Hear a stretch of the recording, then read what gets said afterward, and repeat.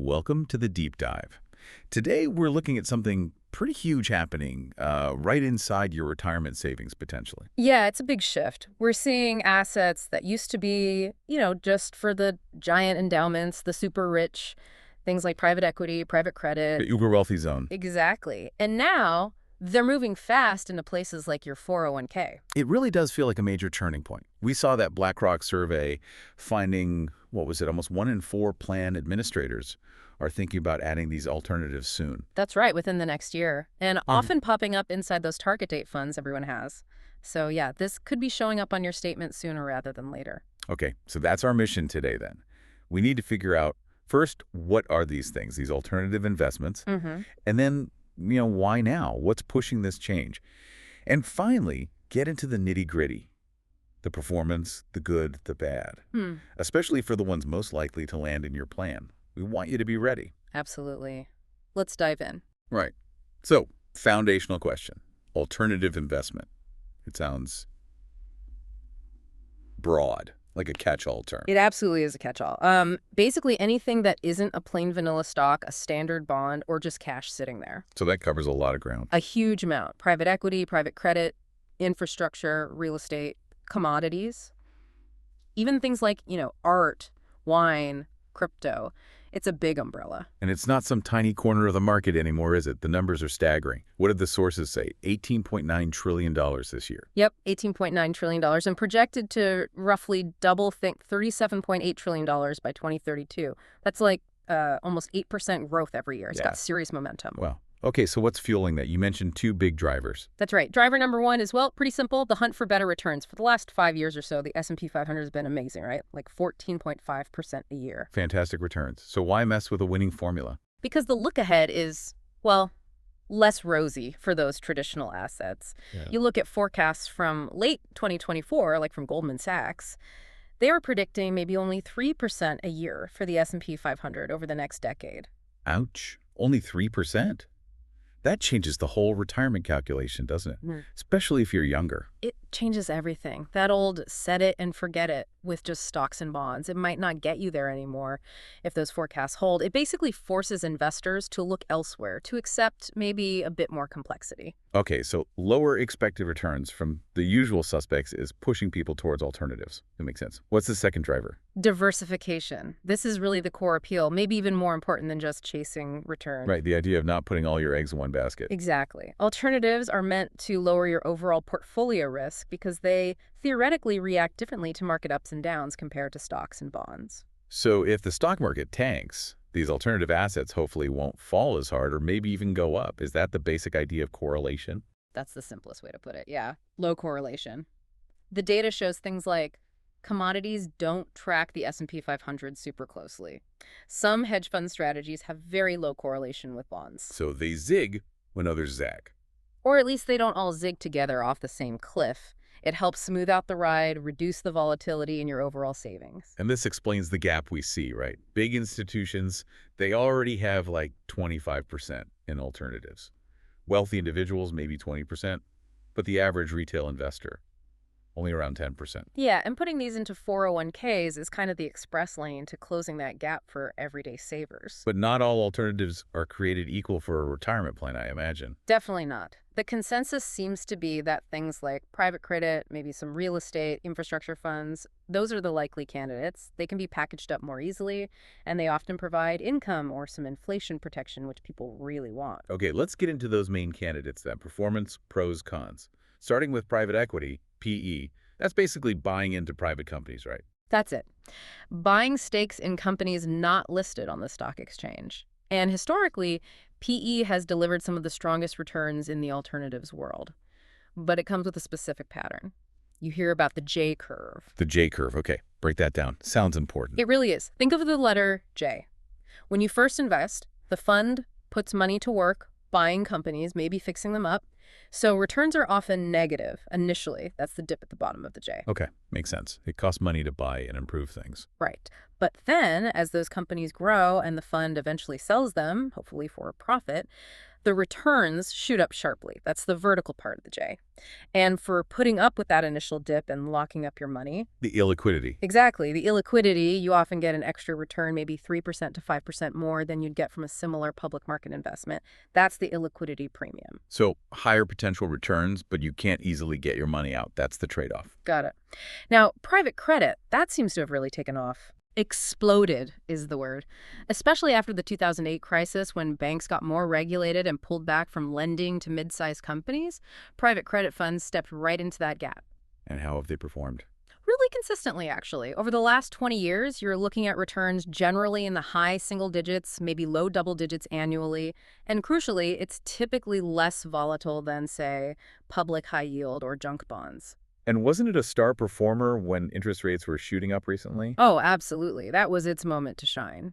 Most private credit loans are floating rate, so as the Fed hiked rates, the interest payments on these loans went up too. Ah, so they benefited from rising rates, unlike fixed-rate bonds, which got hammered. Precisely. In 2022, 2023, when many fixed income bonds had negative returns, private credit was delivering positive returns, maybe in the 6% to 12% range. A huge difference if you needed income or inflation protection then. Okay, so PE for growth potential, private credit for potentially steadier income and rate protection. What about real estate? That feels like a classic inflation hedge. It is. And if you look at core real estate owning actual physical properties, it's delivered around 7% a year over the past decade. And importantly, with quite a bit less volatility than public stocks. And the inflation part. Does it really keep up? It tends to adjust pretty well. Even going back to the nasty stagflation of the 1970s, the data suggests direct real estate investments still ground out a positive return after inflation, maybe around 3.2% compounded annually between those recessions. It helps preserve purchasing power. But most people don't buy office buildings directly. They access it through REITs, right? Real estate investment trusts. That's the common way, yeah. Yeah. Traded on the stock exchange, easy to buy and sell. And they're structured to pay out most of their income as dividends, legally required to distribute at least 90% of taxable income. So, good for income seekers. Sounds great, but there's always a but. Always. The but with REITs is volatility. Because they trade like stocks, they can swing wildly, much more than owning the physical property directly. In 2008, for example, direct real estate values fell maybe 20%, but REIT indexes, they plunged 35%, even 40%. Wow. So you get liquidity, easy access, but you pay for it with potentially much bigger price swings. That's the trade-off, plain and simple. Okay, quickly then, before we hit the really niche stuff. Hedge funds. Where do they fit in? Performance seems kind of... Performance overall is mixed, you're right. That HFRI 500 index, a common benchmark, showed only about a 3.7% compound annual growth from 2005 to early 2025. Not exactly setting the world on fire. So why bother? Their main supposed value isn't necessarily huge growth, it's often about defense. Many hedge funds use strategies designed to make money, or at least lose less money, when the broader market tanks. They aim to be a stabilizer, a hedge against downturns. Got it. Less about shooting the lights out, more about damage control. Sometimes, yes. Those strategies vary enormously. Okay, now for the wilder side. High risk, high return potential. Let's start with the obvious one. Cryptocurrencies, Bitcoin. Volatility is the headline here. Extreme volatility is the headline. The sub-headline, everything. I mean, look at 2022. Bitcoin dropped, what, 65%? Oof. But if you could stomach that ride, the returns have been astronomical at times. Between late 2017, when futures ETFs got approved, and early 2025, Bitcoin had a compound annual growth rate over 31%. Huge potential upside, huge potential downside. Yeah. But what about that idea that it was digital gold? A safe haven when markets got scary? Yeah, that theory hasn't really held up under pressure. We've seen multiple times, like during market dips in, say, April 2025, crypto often falls right alongside stocks, sometimes even harder. So definitely not a safe haven. More like a high-octane speculation. That seems a fair description based on the data. High risk, potential for high return, but not a safety net. Okay. How about commodities? Things like oil, grains, metals. Generally much calmer. Long-term returns tend to be pretty modest, maybe in the 3% to 5% annual range. They're more about diversification, maybe inflation hedging sometimes. Any standouts? Well, gold, it's kind of the exception. It has largely maintained its reputation as a store of value. Since the U.S. went off the gold standard back in '71, gold's delivered about 8.3% annually on average. Pretty solid. Interesting. And the last category, collectibles, like art, wine, classic cars. Yeah, the fun stuff. Returns can actually be pretty competitive on paper. Fine art, maybe 8.5% annually over the long haul, like 1950 to the early 2020s. Rare wine, maybe 8% and 10%. Sounds good, but I sense major drawbacks Yeah. coming. Oh, absolutely. Huge ones. First, liquidity is terrible. Try selling a specific painting quickly for a fair price. You need a very specific buyer. Second, transaction costs are often massive auction house fees, dealer markups, insurance, can easily eat up 25% or more. Yikes. And valuing these things accurately is really hard. Plus, massive idiosyncratic risk. The value depends entirely on the specific item and fickle taste, not the broader economy. It's very niche. Okay, so sticking with the main contenders for retirement plans, PE, private credit, real estate, we know they might be coming via target date funds. But how else are these getting into the hands of everyday investors outside of their 401ks? Yeah, accessibility has really opened up. Beyond just standard ETFs and REITs, you're seeing newer structures designed to handle the illiquidity. Things like interval funds or tender offer funds. They offer limited ways to get money out periodically. Okay. But maybe the most significant development for income investors has been the rise of BDCs, business development companies. Right, BDCs. Tell us more about those. They seem linked to that private credit boom. They absolutely are. BDCs basically act like publicly traded investment funds that lend money primarily to or by equity in medium-sized private companies. So they give you exposure to that private credit market. And they trade like stocks. Yep, listed on exchanges. And the key thing, similar to REITs, is they are legally required to distribute at least 90% of their taxable income to shareholders as dividends. Which means potentially high yields. Very high yields. Often, you commonly see yields in the 8% to maybe even 15% range. We saw Ayers Capital, a big one, yielding around 9.5% as of May 2025. It's a way for regular investors to effectively earn interest from loans made to mid-market businesses. Okay, an 8% to 15% yield sounds amazing in a low-yield world. But again, where's the catch? What are the risks with BDCs? That's the crucial question. The yields are high because the risk is higher. They're lending to companies that maybe can't get traditional bank loans easily. So there's credit risk. The risks those companies won't pay back the loans, especially in a recession. And BDC share prices can be volatile too, right? Very much so. They trade like stocks, so their prices can swing based on market sentiment, interest rate fears, and concerns about the health of their borrowers. Plus, they often use leverage, which magnifies both gains and losses, and fees can be higher than standard funds. So stepping back across all these alternatives, PE, PC, RE, BDCs, what are the big warnings for someone considering them? I think it boils down to three main things you absolutely have to understand. Okay, give us the big three. 1. Complexity and fees. These are just fundamentally more complex products than a simple index fund. Understanding how they work, how they make money, how they're valued, it takes effort. And the fees are almost always higher, sometimes significantly so. Right. Higher fees eat into your returns over time. Definitely. 2. Higher risk for higher return. That potential for better returns than stocks and bonds doesn't come free. It comes with higher inherent risks, credit risk, market risk, operational risk within the funds themselves. The chance of losing money is real. And the third. Sounds like the big one we keep circling back to.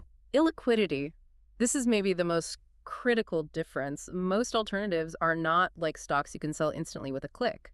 Your money can be locked up for years, especially in private equity or direct real estate. Even things like BDCs or interval funds have limitations on getting your cash out quickly. So you lose control. You can't necessarily access your money when you need it or want it. That's a fundamental trade-off. You have to be comfortable with that lack of immediate access. And related to that is valuation. Valuing private assets daily is tricky, which is a challenge for things like 401ks that need daily pricing. Okay, so complexity, higher fees, higher risk, and illiquidity. Yeah. Given all that, what's the bottom line? How should someone think about using these? The clear message from the source material is really about perspective. Alternatives shouldn't be the core of your long-term plan. Think of them as tools, primarily for diversification and potentially managing specific risks, like inflation or interest rate hikes. So strategic additions, not the main course. Exactly. They can be valuable satellites around a core of traditional liquid low-cost investments, using them to potentially smooth the ride or add a kicker to returns, but not betting the whole farm on them. That makes a lot of sense. So to wrap up, this shift is real. Alternatives are moving into the mainstream, into retirement plans. They offer new tools for diversification, maybe inflation hedging, possibly capturing growth if traditional markets slow down. The investment menu is definitely getting more complex, but potentially richer. It is, but it leaves us with a really big, maybe fundamental question to ponder, doesn't it? Interesting. Well, if you're taking these assets like private equity things that are inherently hard to value day to day, designed to have money locked up for years, and you're putting them into 401k plans that legally require daily pricing and daily liquidity for participants, how does that actually work long term? Yeah, that feels like trying to fit a square peg in a round hole. It presents a fundamental challenge to the traditional structure, the compliance, the whole plumbing of the retirement system, figuring out how to bridge that gap between illiquid assets and liquid plans. That's a massive hurdle the industry is only just starting to grapple with. A fascinating challenge, and definitely something for us all to watch closely. Thanks for breaking that down. My pleasure.